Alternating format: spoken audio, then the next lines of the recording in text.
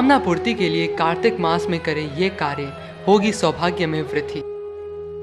हिंदी पंचांग का 8वां महीना कार्तिक मास होता है। हिंदू धर्म में कार्तिक मास का विशेष महत्व है।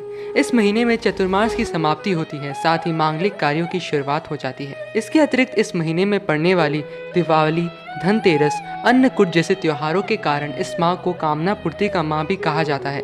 कार्तिक माह में भगवान विष्णु, माँ लक्ष्मी, तुलसी जी और यमुना नदी का पूजन का विधान है। आइए जानते हैं इस महीने में किए जाने वाले विशेष कार्यों के बारे में, जिनको करने से सभी कामनाओं की पूर्ति होती है।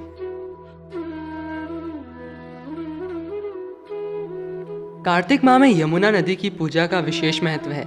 यमुना जी को भगवान विष्णु की पटरानी माना जाता है। मान्यता है कि कार्तिक महीने में प्रत्येक दिन यमुना नदी में स्नान और पूजन करना चाहिए। ऐसा करने से माँ यमुना आपके सारे रोग दोष समाप्त करती है और यमलोक की यातनाओं से भी मुक्ति प्रदान करती है। यम द्वितीया के दिन विशेष रूप से यमुना स्नान करना चाहिए। कार्तिक मास में हरिवल्लभा तुलसी जी का पूजन करने का विधान है। इस माह की शुक्ल पक्ष की एकादशी तिथि पर तुलसी पूजा का आयोजन होता है। भगवान विष्णु के साथ माँ तुलसी का पूजन करने से घर में सुख समृद्धि का आगमन होता है। इस माह में तुलसी के समीप दीपक जलाना शुभ माना जाता है। इस माह में दीपावली और देव दीपावली जैसे पर्व विशेष तौर से दीपोत्सव के रूप में मनाए जाते हैं। इसके साथ ही इस माह में प्रत्येक दिन सायंकाल में पवित्र नदियाँ, सरोवर या तुलसी के समीप दीपदान जरूर करना चाहिए। ऐसा करने से जीवन का अंधकार दूर होता है और सकारात्मकता में वृद्धि होती है।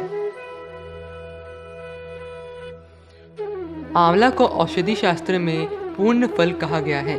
कार्तिक माह में आंवला दान पूजन और आंवला के पेड़ के पूजन का विशेष महत्व है।